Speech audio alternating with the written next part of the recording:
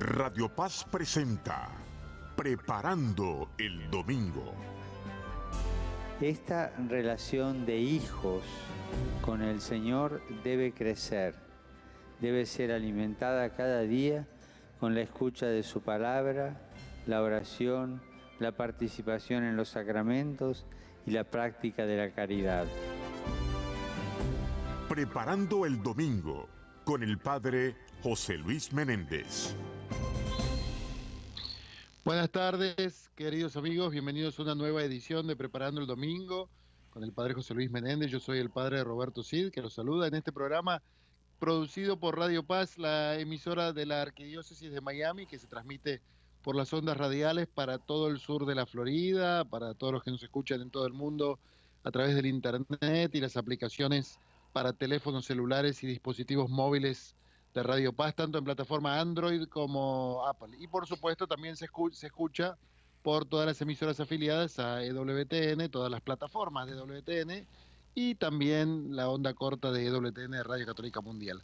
Padre José Luis, ¿cómo le va? ¿Cómo está? Muy bien. Buenas tardes. Muy bien, buenas tardes, Padre Roberto, y buenas tardes a todos los que nos están escuchando, o buenos días, depende a qué hora nos escuchen. Pero bueno, a todos ustedes, bienvenidos a este momento de charla y de compartir la palabra de Dios, que yo creo que eso es lo importante. Claro, El que tiene que contarnos qué tal le va a usted, que está por allá por el Cono Sur, allá en el invierno, porque nosotros estamos en el verano. Está una tarde soleada, Padre. La temperatura muy agradable, 10 grados centígrados.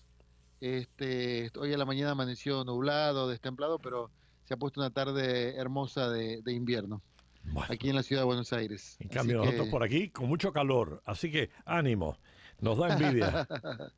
Aquí está 10 grados centígrados y el cielo celeste, con alguna que otra nube y un sol radiante. Bueno, pues disfrútelo, que cuando le toca venir se olvidará de toda esa frescura. Tal cual, tal cual. Padre, lo que nos hace olvidar la frescura y nos llena de tristeza. Qué barbaridad aquí, entre otras noticias, están los medios de comunicación comentando el horror que se vivió en Niza ayer en la fiesta nacional de Francia. Vio el 14 de julio, que es feriado en Francia, no sé si el más importante, pero ciertamente uno de los más importantes, la toma de la Bastilla, ¿no? Pero en medio de esa celebración, en Niza, en la Riviera Francesa, un señor agarró con un camión y empezó a matar gente atropellándola. Qué cosa más salvaje. No sé qué adjetivo utilizar, Padre, para describir eso. Yo creo que lo triste de todo eso es no que haya un loco que haya podido hacer eso, porque bueno, total, locos siempre los hay, ¿no? El único problema es cómo es que una persona se puede fanatizar hasta el punto de, en nombre de Dios, hacer esto. Eso es lo absurdo, lo inconcebible. Porque incluso para los musulmanes, Dios es el todopoderoso, el misericordioso, el grande, bla, bla, bla. Todas esas cosas que se dicen de Dios, que lo pueden decir tanto los judíos como los cristianos, como cualquiera. Dios, todas las religiones importantes de la humanidad dicen que Dios es amor, que Dios es bendición, que Dios es paz. Y de pronto te encuentras a alguien que en nombre de Dios puede hacer esta salvajada, que es indiscriminada, porque no es de que tú dices, bueno, yo estoy matando cristianos, o estoy matando ateos, o estoy matando X. No, es que allí había, de cualquier parte, habían tanto europeos como americanos, como africanos, como asiáticos, lo había cristianos como musulmanes, lo habría de todas las razas, credos. La cuestión era matar por matar incluso a los propios.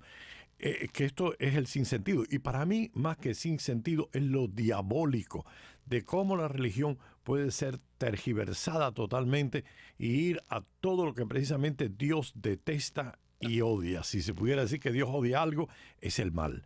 Es este dolor que causa en las personas. Así que es una vez más el ver el sinsentido. Sí. No, yo miraba horrorizado las noticias, ¿no? Y cuando decían inclusive la cantidad de niños que han muerto y según estaba viendo aquí por cable se puede ver la televisión británica, la BBC, la televisión de la BBC, el servicio internacional, y decían que hay como 50 que están en estado crítico, han muerto más de 80 y hay como 50 que están en estado crítico y un montón de niños, una cosa atroz, e inclusive mostraron a las imágenes del camión ahí entre la gente, pero una cosa demencial, padre, diabólica, tal cual, como dice usted, diabólico, porque algo tan inhumano solamente, o sea, o mejor dicho, vemos la presencia y la acción del diablo en el mundo cuando vemos algo tan inhumano, ¿no es así? Y el reguero que deja, porque no es solamente el hecho de la gente que muere. Bueno, la gente que muere automáticamente se va al cielo, Dios lo coge, Dios se lo lleva, Él se encargará de eso. Pero yo para mí siempre me pregunto, ¿qué es lo que a mí más me duele? Es perder un ser querido. Y yo creo que cuando tú miras esto, tú dices, ¿y cuántos padres habrán perdido hijos? ¿Cuántas madres habrán perdido hijos? ¿Cuántos hermanos habrán perdido hermanos? ¿Cuántos padres, cuántos hijos habrán perdido su padre? Es decir, el rastro de dolor se va haciendo más y más y más y más. Y el resto no es que tú digas, murieron 80, hay otros tantos que están en estado crítico y pueden morir. No, estamos hablando de que los que están heridos y pueden quedar tarados para toda la vida, de los que se han muerto y morirán y son los que van a dejar el rastro de luto. Total, ¿qué ha conseguido? ¿Ha conseguido exaltar a Dios? ¿Ha conseguido exaltar a su fe? No, lo que ha sentido es nada más que la condena y el repulso de todas las personas que tengan dos dedos de frente, que al mirar este acontecimiento lo único que pueden ser horrorizarse. Y si yo fuera musulmán me horrorizaría peor, porque, digamos, cuando los cristianos hacen algo así, vamos, uno se queda con la boca abierta como diciendo, qué mala imagen me da, qué mala imagen me da. Y a mí me parece que ya esto para no solamente para los musulmanes, que me imagino que se sentirán avergonzados de esto, sino de este movimiento, ISIS o Al-Qaeda o cualquiera que sea el movimiento, que la cabeza de la hidra esta que es capaz de ser tan violenta, parece como si fuera un suicidio, porque en el fondo ya no le importa nada. Es como aquella persona, bueno, ya no tengo futuro. He destruido todo cuanto he tocado y ya no me importa seguir destruyendo. Y solamente pueden caer en esta locura otros que estén dispuestos así a hacer el caos, que es el objetivo de ellos es precisamente no crear una nueva sociedad, sino crear el caos, destruir lo que existe y no sé, para de las cenizas construir una locura. Sí, no, yo pensaba en sintonía con lo que usted decía, padre, yo estaba pensando, ¿no?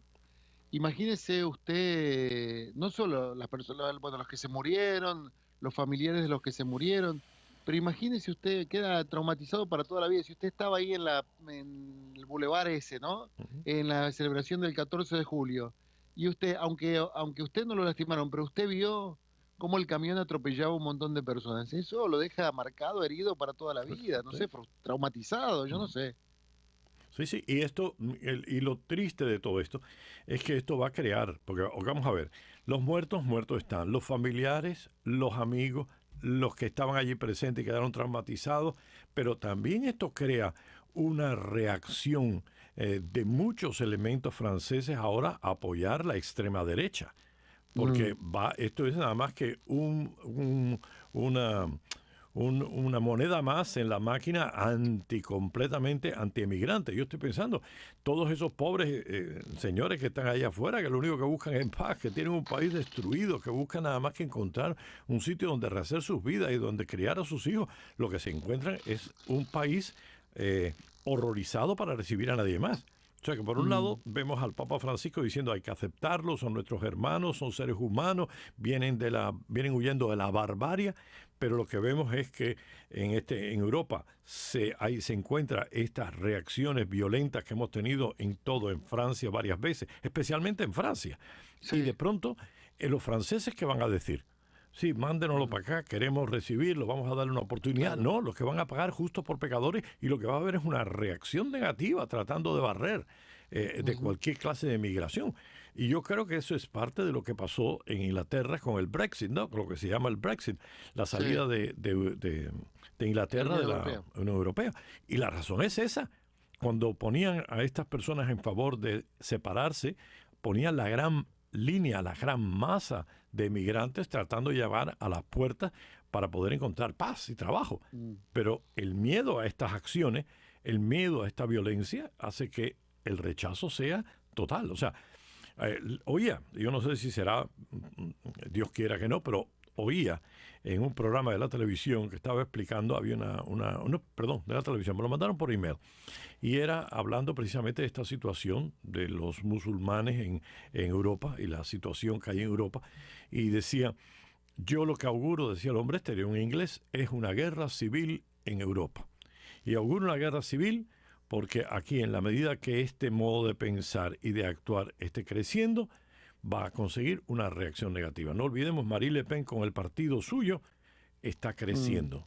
Y esto es lo que ha pasado. Esto es lo que pasó con la gente en contra de permanecer en Europa e Inglaterra, y esto es lo que puede ser que empiece a aparecer en otros países, y de pronto se va a crear una masa antiemigrante y xenófoba a cualquier cosa Claro. que sea diferente a ellos. Claro, claro que sí. No, le digo que, y decía una cosa que destacaban en las noticias que yo veía de Inglaterra, que, bueno, ya lo sabemos, ¿no? Pero cuando a uno le dicen llama más todavía la atención, que en 18 meses Francia ha sufrido 17 atentados de este tipo, ¿no? Empezaron en enero con la famosa revista, ¿se acuerdan? En enero del ¿Sí? año pasado. Y en estos 18 meses, desde enero del 2015 hasta ahora, han sido 7 atentados de envergadura, decían ahí yo no recuerdo todos, pero sí recuerdo, ¿se acuerda el del estadio, el del teatro, los cafés, ¿no? Sí, sí, no, Entraron a los tiros en los cafés, en París, ¿no? Un horror, padre, un horror. En Sí, fin, pero bueno, por eso, pero eso, la reacción que va a venir va a ser precisamente, y tú vas a ver cómo estos partidos que van a querer salirse de la Unión Europea, poner mm, ¿cómo se dice? barreras. Murallas en la frontera, separar, expulsar, no admitir a gente. Vas a ver, eso va a ser la reacción. Así es. Bueno, y eso nos lleva a lo otro que le quería comentar, padre, porque esto tiene que ver también, y es la segunda lectura de este domingo de la carta a los colosenses, ¿no? San Pablo nos habla del sufrimiento y dice, acepto el sufrimiento porque al sufrir completo en mi carne lo que le falta a la pasión de Cristo. Claro, no es que le falta nada a la pasión de Cristo, la pasión de Cristo es redentora, única, es el evento que redime al universo, pero San Pablo ahí en la carta a los colosenses nos está dando una clave muy importante para poder reconocer en nuestro sufrimiento personal un valor redentor, ¿no es así? El cristiano frente al sufrimiento, por supuesto, los cristianos no somos masoquistas ni buscamos el sufrimiento por el sufrimiento mismo, tratamos de eliminarlo, pero reconocemos que llega un momento en que no se puede eliminar y que hay que aceptar el sufrimiento, pero en unión con Cristo, nuestro sufrimiento personal adquiere valor redentor porque coopera de alguna manera con la obra redentora de Cristo, ¿no es así? Sí. A eso es a lo que apunta San Pablo en la carta a los colosenses, me parece a mí. Bueno, yo te puedo decir lo que yo vivo y cómo se llama esto, o sea, y lo comento. Hoy estaba yo precisamente en un hospital. Me llamaron para una señora que quería que le diéramos la unción de enfermo. Y al final, hablando con ella, le decía, ¿usted se da cuenta, señora, el valor que tiene ahora su estancia en este hospital? Pero si no puedo hacer nada, si no puedo no puedo ayudar a mi familia, no me puedo mover, aquí estoy metida, enjaulada, no puedo salir y sufriendo, mire este estuvo, mire estas cosas. Y yo decía, pero usted se da cuenta que Jesús estuvo 33 años de vida, eso es lo que decimos en la tradición, pero precisamente fue su muerte. Yo sé que por supuesto su entrega, su vida, su encarnación, pero de una manera muy especial fue su muerte en la cruz, la que se ofreció al Padre y el Padre la aceptó, perdona todos nuestros pecados, se abre la puerta al reino de los cielos. Esa cruz fue esencial en la vida de Jesús. Tanto es así que lo recordamos precisamente en cada iglesia. Tenemos esa cruz y donde Cristo está crucificado.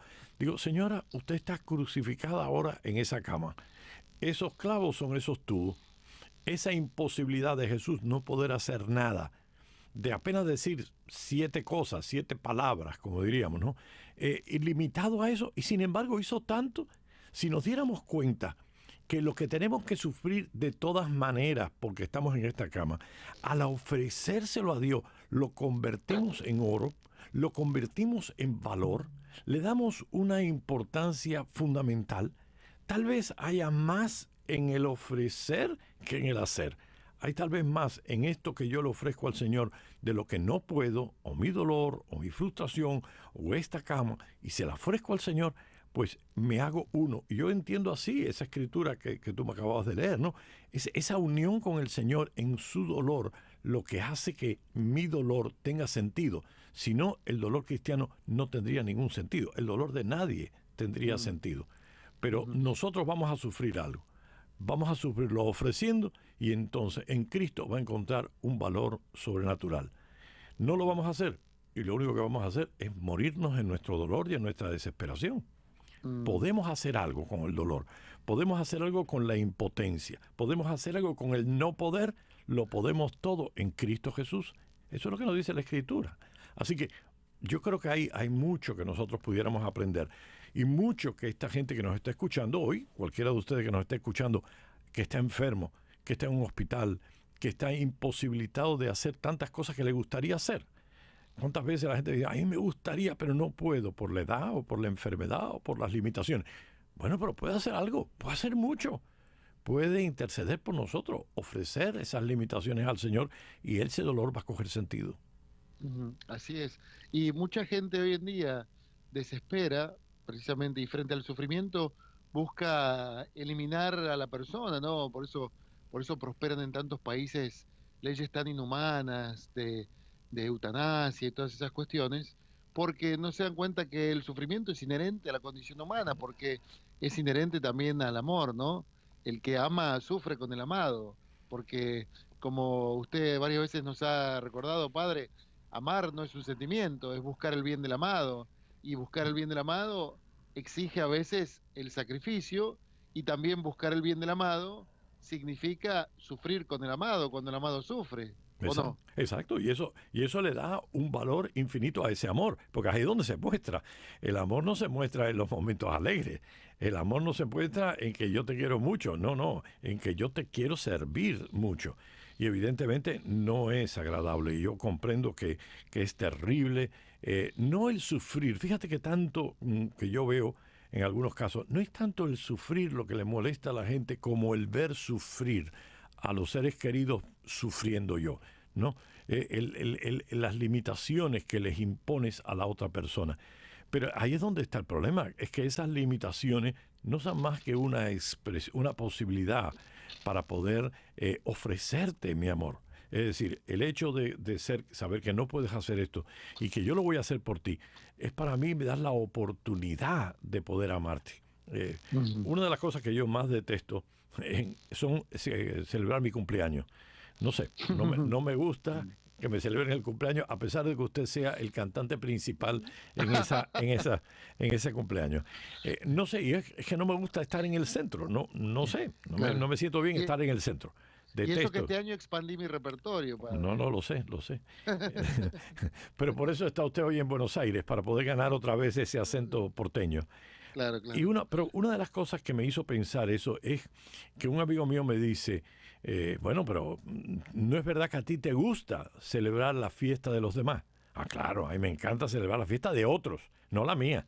Y dice, bueno, a los otros tienen también derecho a celebrarte la tuya, porque ellos también disfrutan celebrando la tuya. Y yo estaba pensando, de la misma manera que yo disfruto celebrando, tengo que dejar que otros me la celebren a mí para que ellos también disfruten. Bueno, yo creo que con el amor pasa exactamente lo mismo con el sufrimiento. Hay que tener la humildad de ir dejándose en manos de Dios y de los demás y aceptar el cariño y el amor que la gente te lo hace. No te lo hace con resentimiento ni de mal humor, ojalá que no fuera así, ¿no? Si te lo hace precisamente para expresarte que te quiere, que no hay nada que nos pueda separar del amor de la persona amada. Tenemos que servir. Así que es parte. ¿Cuántas veces uno ve a la mamá como cuida del niño pequeño? Oye, pues vamos a ver, y la despierta de noche, y tiene que cambiarle los pañales, y tiene que bañarlo, Pero cuando es un ser querido, lo hace con alegría. Que es duro, hombre, claro que es duro. Que es molesto, que es molesto. Pero lo haces como algo que brota del amor de una persona por la otra persona, por ese niño que es carne de tu carne y sangre de tu sangre, ¿no? Así que yo creo que eso, aceptar que la gente te ame, que la gente te sirva, que la gente cuide. ¿Cuántas mamás no han cuidado de sus hijos tantos años? Ahora que los hijos cuidan de los padres, la expresión de devolver el amor que le han dado. Totalmente. Y otra cosa que pensaba, padre, también, que cuando hablamos de sufrimiento, muchas veces pensamos en el dolor físico, pero hay que tener presente que el dolor físico no es la única forma de sufrimiento, hay sufrimiento moral también. Ni el peor.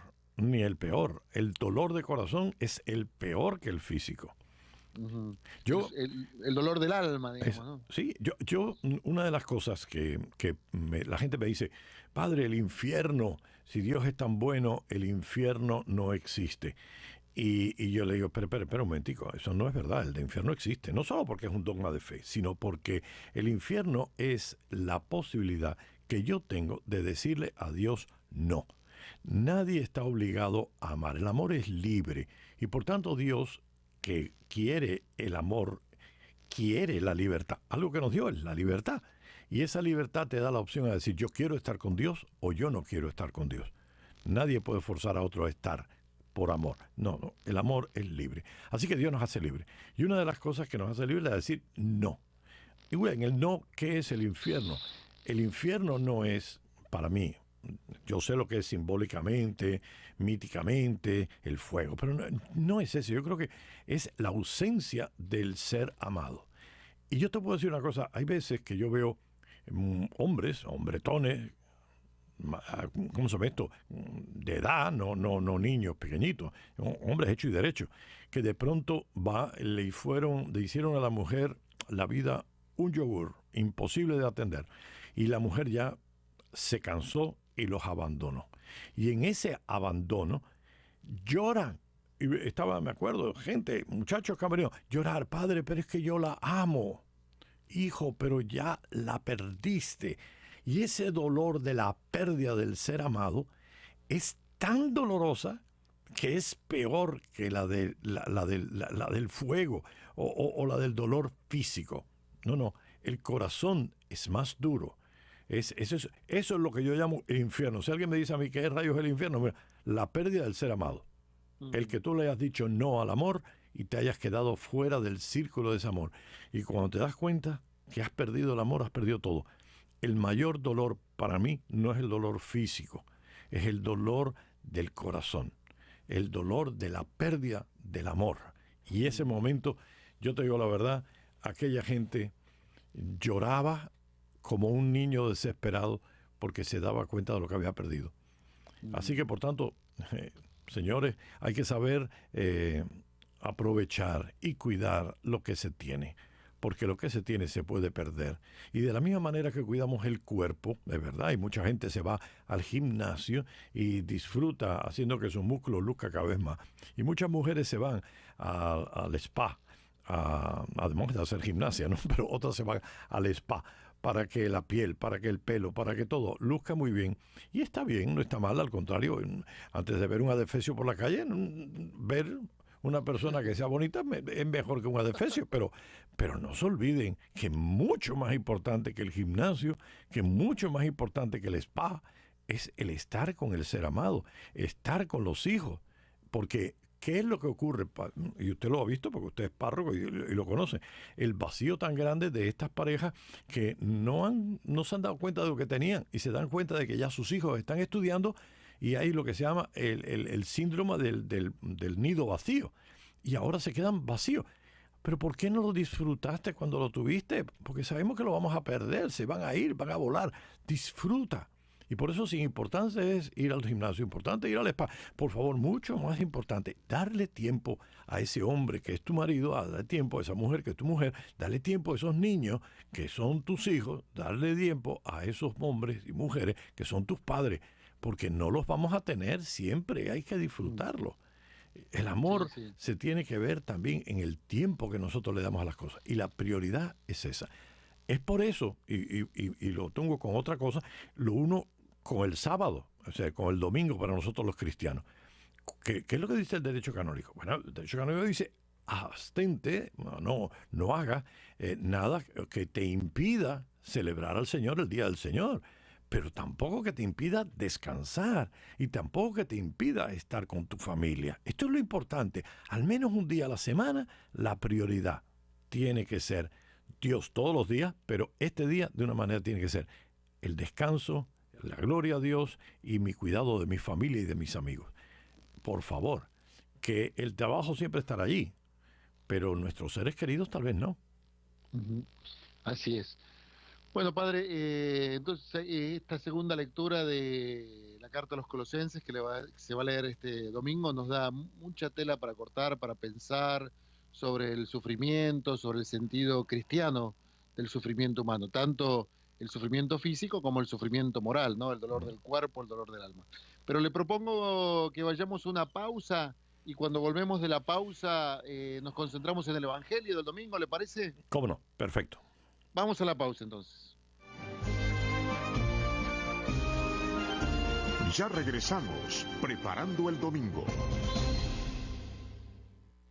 En el año de la misericordia, viaje a la tierra de Jesús, Israel, la puerta por donde Jesús entró en el mundo. Viaje del 7 al 16 de noviembre con el padre Raúl Quesada, tras las huellas de Jesús, visitando los santos lugares, Monte Carmelo, Galilea, Río Jordán, Jerusalén. Reservaciones 305-821-2626. Incluye pasaje, traslado, 8 noches y 7 días. 305-821-2626, Capitol Travel. Territorio centroamericano. Hola amigos y amigas, les habla Mario de León para invitarlos a escuchar Territorio Centroamericano sábados 4:30, 5:30 de la tarde en esta su emisora Radio Paz 8:30 AM, sábados de 4:30 a 5:30 de la tarde. Territorio centroamericano.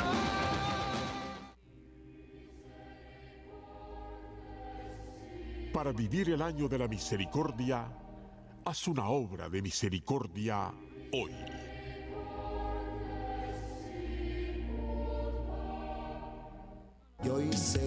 Soy el padre Roberto Cid. En nombre de Radio Paz y en el mío propio, quiero agradecer a todos los que se comprometieron a hacer una donación durante nuestra campaña de recaudación de fondos y les encarezco que la envíen lo antes posible. También quiero agradecer muy especialmente a aquellos que mensualmente envían su donación a nuestra emisora. Es así como juntos podemos trabajar en la nueva evangelización a la que nos llama la Iglesia. Que el Señor los bendiga.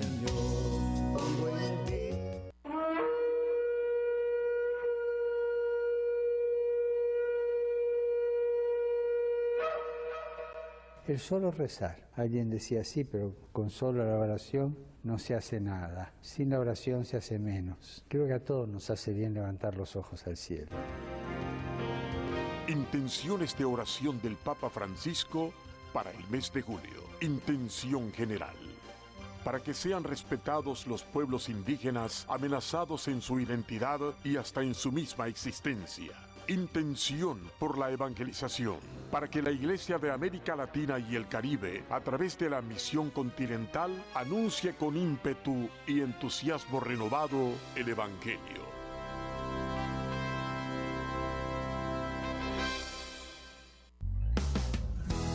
Es la estación. Nuestra fe está en Dios. Radio Paz, siempre contigo.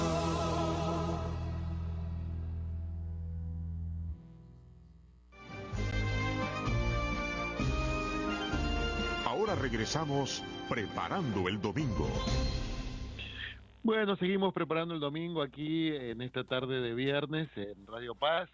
Aclaramos que estamos en la tarde del viernes en vivo porque se repite el programa a distintas horas, incluso por Radio Paz, y estamos aquí con el padre José Luis.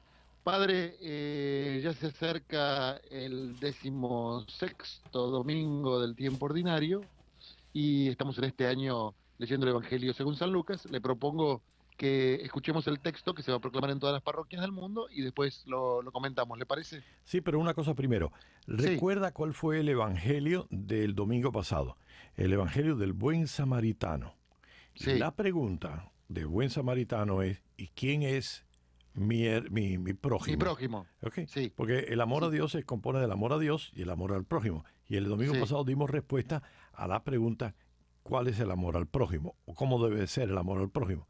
¿Okay? Vamos a leer entonces esto porque vamos a después hablar qué aporta esta nueva lectura. Perfecto. Entonces, vayamos a escuchar entonces el texto que se va a proclamar este domingo.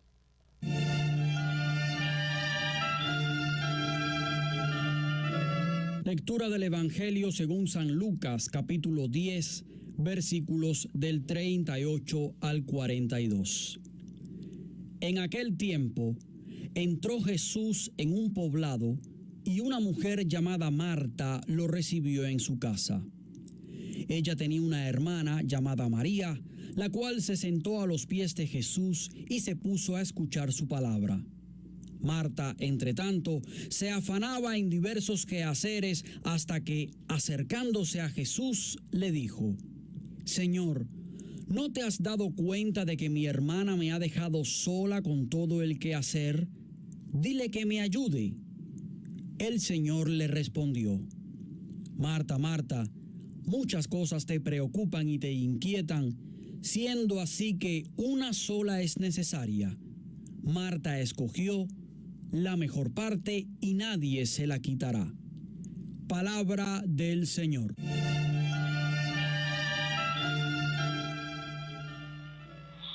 Bueno, padre, aquí estamos entonces con Marta y María. ¿Qué me cuenta? Que han sido tan mal interpretadas muchas veces, porque se le ha contrapuesto a estas dos hermanas como la contemplación contra la acción, que es primero la contemplación o que es la primero la acción. Y eso es mal entendido, no tiene nada que ver eso de contemplación o acción.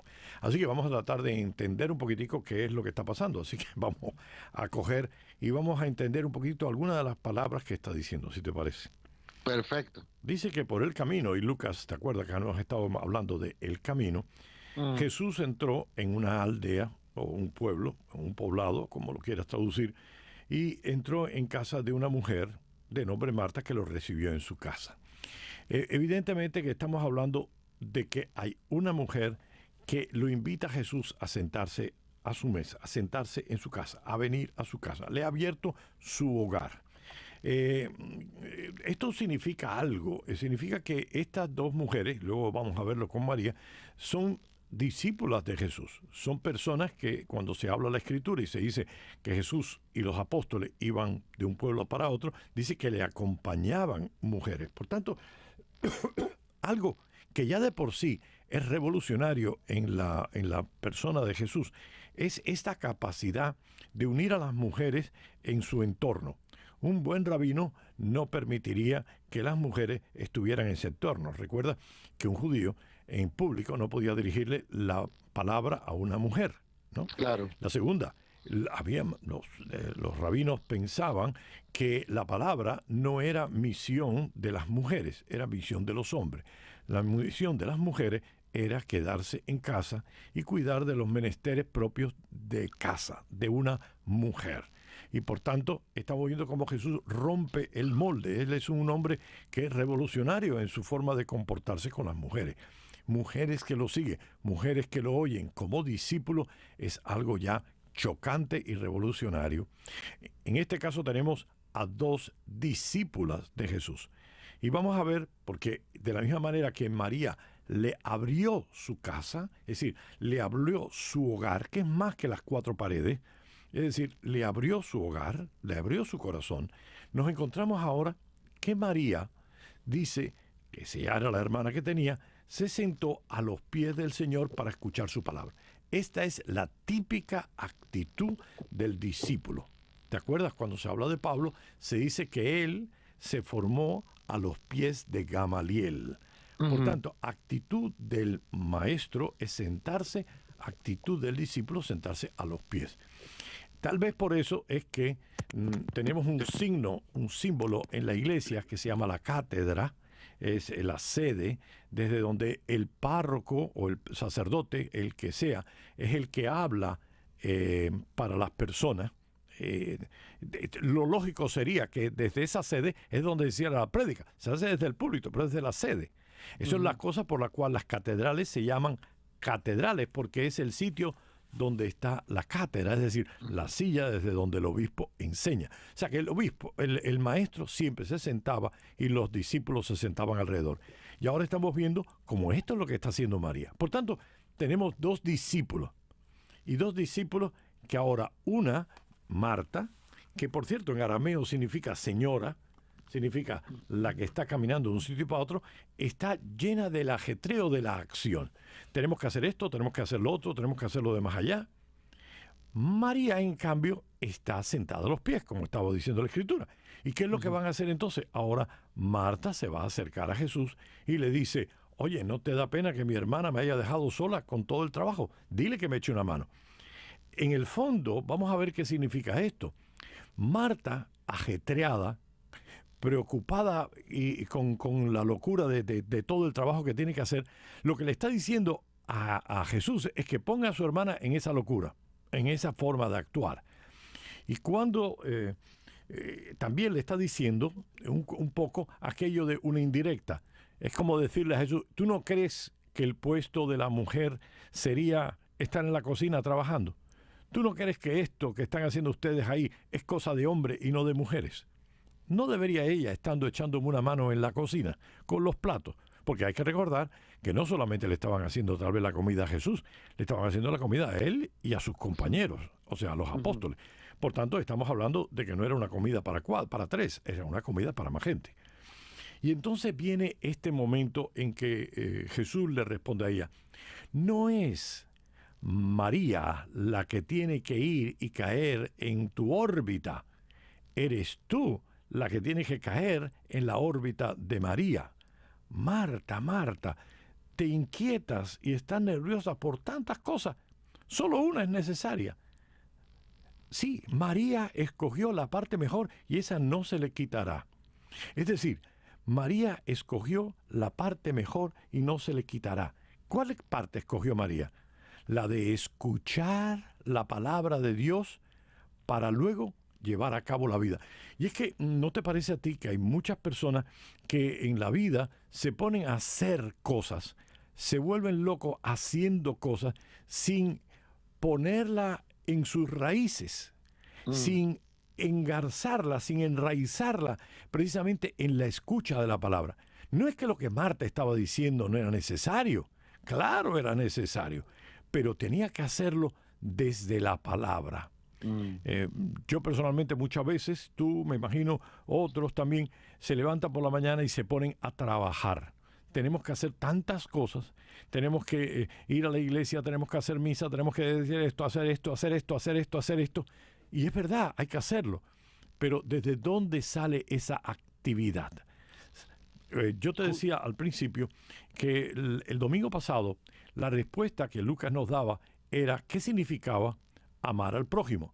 ¿Cómo era el amor al prójimo? Y el amor al prójimo era ser prójimo como el samaritano lo fue con aquella persona. Bueno, en este caso es la respuesta a qué significa amar a Dios sobre todas las cosas. No significa no actuar. Lo que significa es desde dónde nosotros actuamos.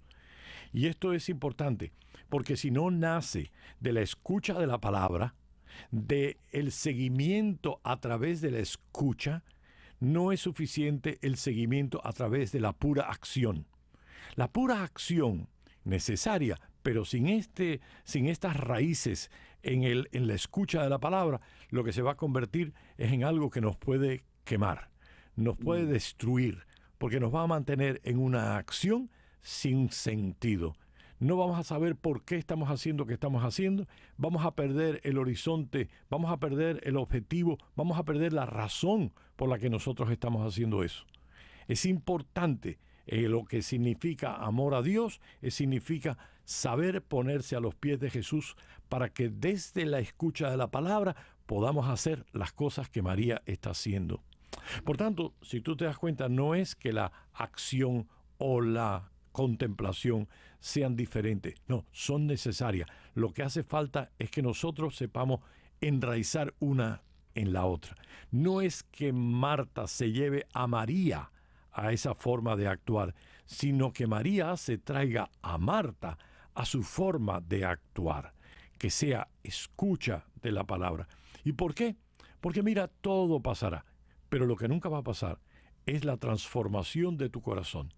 Y eso va a pasar porque muchas veces, y esto es práctica que yo oigo continuamente, cuando uno está engarzado, cuando uno está enraizado en la palabra, entonces cuando la gente no lo entiende a uno, cuando la gente no lo comprende, no se lo agradece, cuando no está enraizado, la gente dice, ¿para qué hacerlo? Si nadie le importa, si nadie me lo agradece, si luego me critica.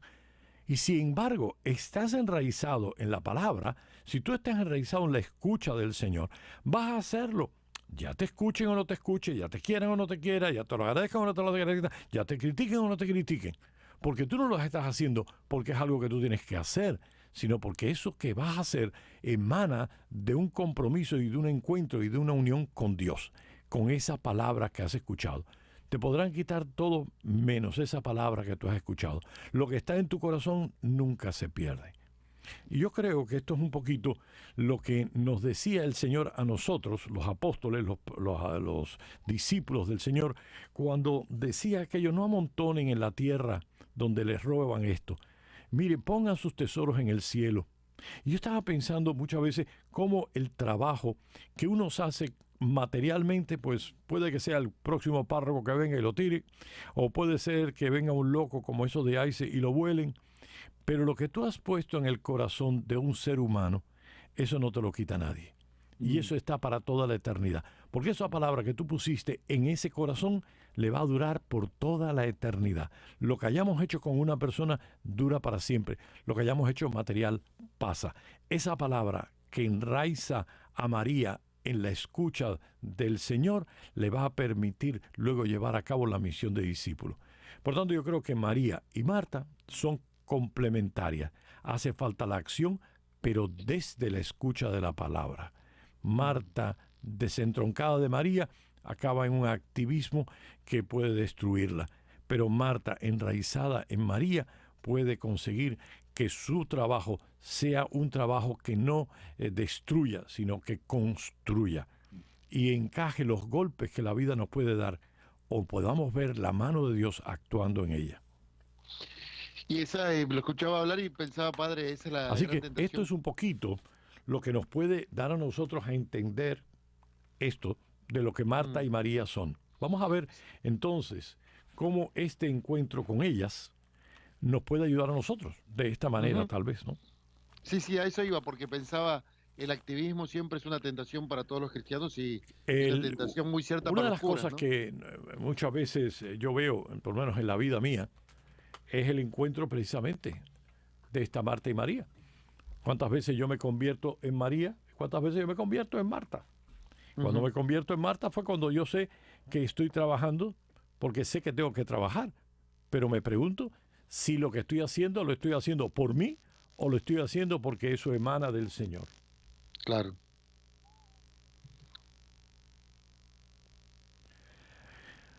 Hay veces que uno, sin embargo, se coloca, va, habla, escucha y de pronto no tiene ningún conocimiento de lo que va a hacer y sin embargo, porque lo ha enraizado, entonces empata los golpes. Tenemos un pequeño problema. Aquí, Padre Roberto, Sí, ¿me escucha? ¿tú me oyes? ¿Me escucha, padre? Ahora sí, ahora sí. Ahí estoy.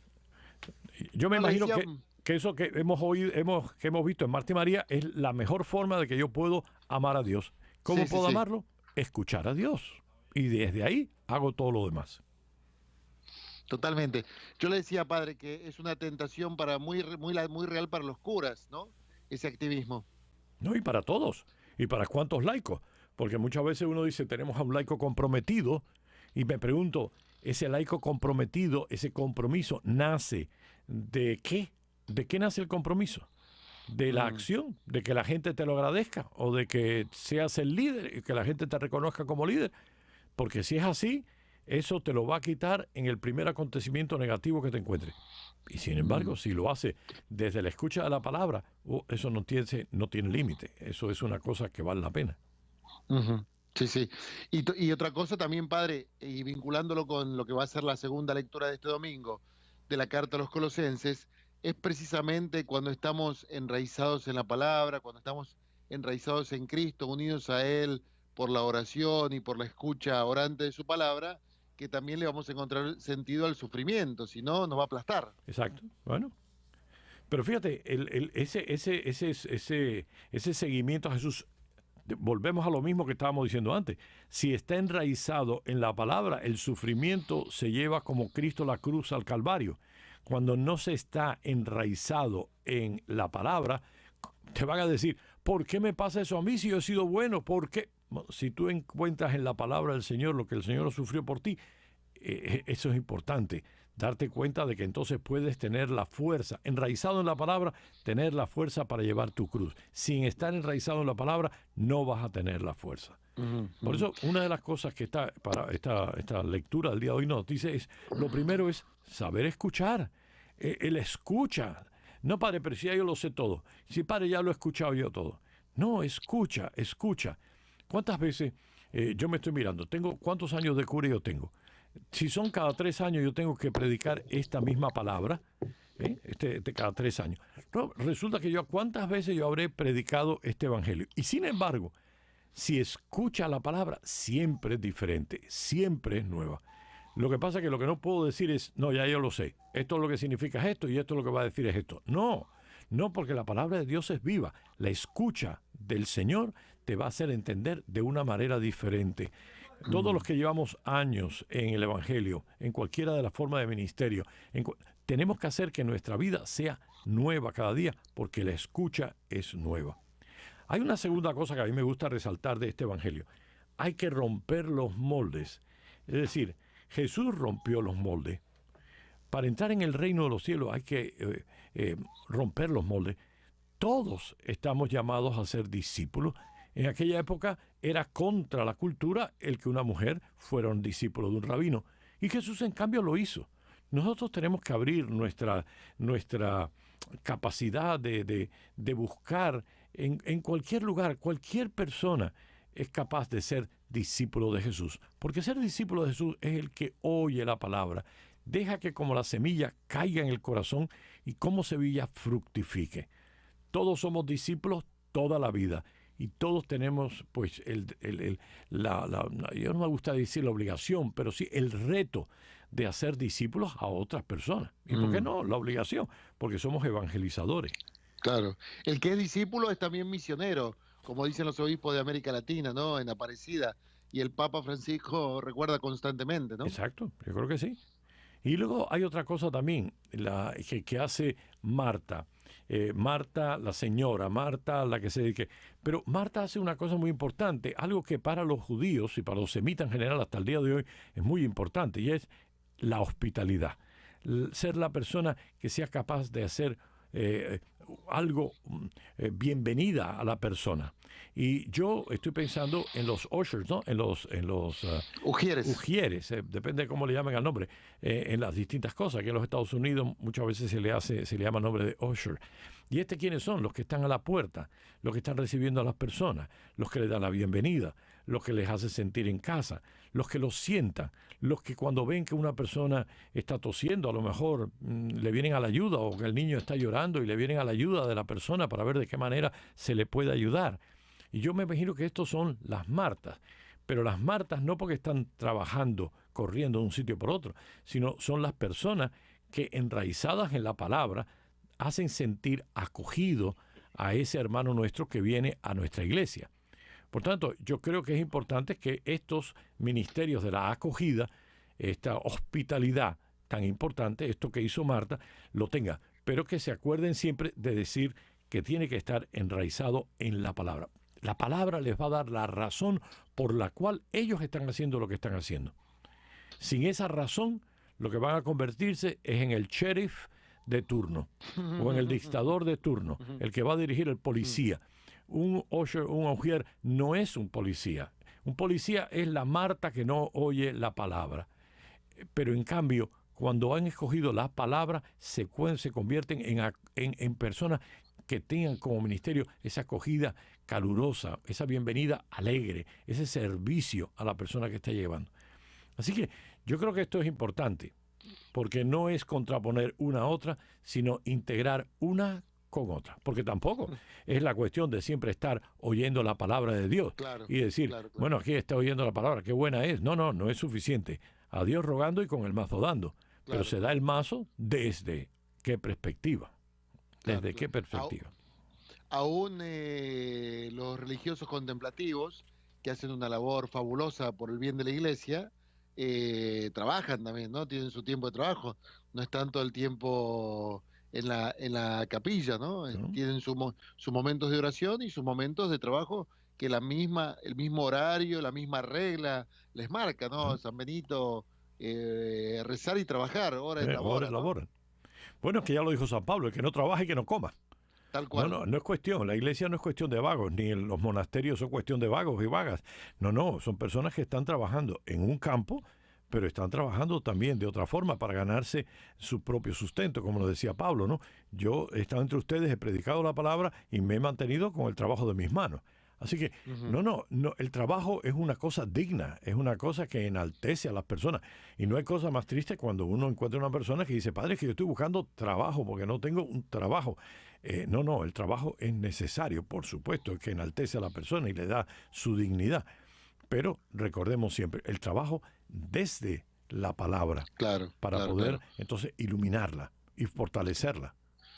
Claro, y también yendo un poquito a las órdenes contemplativas, ¿no? Las carmelitas descalzas o los cistercienses, también son activos, ¿no? Y también, porque mucha gente a veces se pregunta, ¿pero qué hacen las monjas de clausura, los monjes de clausura? Hacen un servicio precioso a la iglesia porque con su oración también nutren, le dan vida a la iglesia, ¿o no, padre? Sí, y te voy a decir una cosa.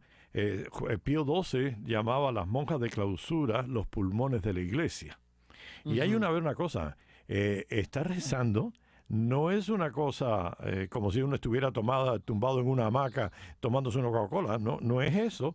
El que dude de que la oración no es un trabajo duro, yo le invito a que se pase orando nada más que un tiempo. Porque lo más fácil para nosotros, y me imagino que para muchos de nosotros, es que cuando nos vamos a la capilla y nos sentamos en un sitio y empezamos a hacer oración, nuestra lucha muchas veces es contra el desviarnos de la oración, que se me vaya la mente en 40 cosas que tengo que hacer, o de pronto en otras empiezo a soñar cosas que pudiera hacer, se me va. Yo creo que orar es algo muy duro, difícil, a no ser que tenga uno una gracia muy especial. El esfuerzo para ponerse en la presencia de Dios, el esfuerzo para estar en escucha de la palabra, el esfuerzo para darse cuenta de que estoy delante de alguien y no simplemente que estoy en un cuarto vacío, el esfuerzo por meditar la palabra, el esfuerzo. Oye, eso no es fácil, eso necesita entrenamiento. Es más fácil irse a un gimnasio, coger una máquina de esa y levantar pesas, que, oye, ir al gimnasio del alma, que es esa capilla, ese momento de oración, y ponerse en oración. Es más duro, más difícil. Esas hombres y esas mujeres contemplativos son gigantes, son Hércules, son Tarzán de la vida espiritual. Y les voy a decir una cosa, y al final eso es lo que nadie nos va a quitar. Los músculos, nos los va a quitar los gusanos. Eso se van a encargar de quitarnos los músculos. Pero lo que hayamos esforzado en nuestro corazón de ese encuentro con el Señor, y hayamos servido en nuestra vida, automáticamente eso no nos lo va a quitar nadie. Nos quitarán el oro, nos quitarán el carro, nos quitarán la casa, nos quitarán lo que sea, pero lo que no nos van a quitar nunca es lo que hayamos amado, es decir, lo que hayamos servido y lo que hayamos escuchado de la palabra de Dios. Eso queda para siempre. Totalmente. Bueno, padre, lamentablemente se nos acaba el tiempo, tenemos que despedirnos, pero le agradezco que haya tomado el tiempo para compartir con nosotros, que hayamos podido compartir, y por supuesto nos mantenemos rezando por toda esa gente que está sufriendo, todos los que sufren en el mundo, pero particularmente todos esos que están sufriendo como consecuencia de los actos diabólicos, demenciales ahí en el sur de Francia, ¿no? Exacto. Y si hay alguien que nos está escuchando y está sufriendo, y está en una cama, o está en un hospital, o está en su casa, que aproveche, cambie esa actitud de lástima o esa actitud de dolor sin sentido. Cámbielo, ofrézcalo, únalo al dolor de Jesucristo, y yo les aseguro a ustedes que van a ver que va a haber un milagro. Tal vez no sea la curación, tal vez no sea el rejuvenecimiento de algo que ya sabemos que está cansado, sino algo por lo que ustedes creen, algo que ustedes quieren, ofrecerlo por alguien que ustedes desearían hacer algo por esa persona y no pueden porque su físico no se lo permite. háganlo. El hijo, la hija, el esposo, la esposa, ofrézcanlo y ustedes se darán cuenta cuánto bien le van a sacar. Bueno, padre, nos reencontramos, si le parece, la semana que viene. Lo despido a usted y despido a toda la gente que nos está escuchando. Una vez más, muchas gracias y nos vemos la semana que viene. ¿Le parece? Sí, que Dios los bendiga y saludos a tu mamá. Gracias, padre. Un abrazo. Sí, guapa.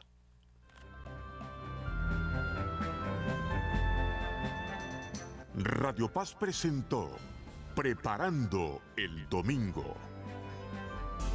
Esta relación de hijos con el Señor debe crecer, debe ser alimentada cada día con la escucha de su palabra, la oración, la participación en los sacramentos y la práctica de la caridad.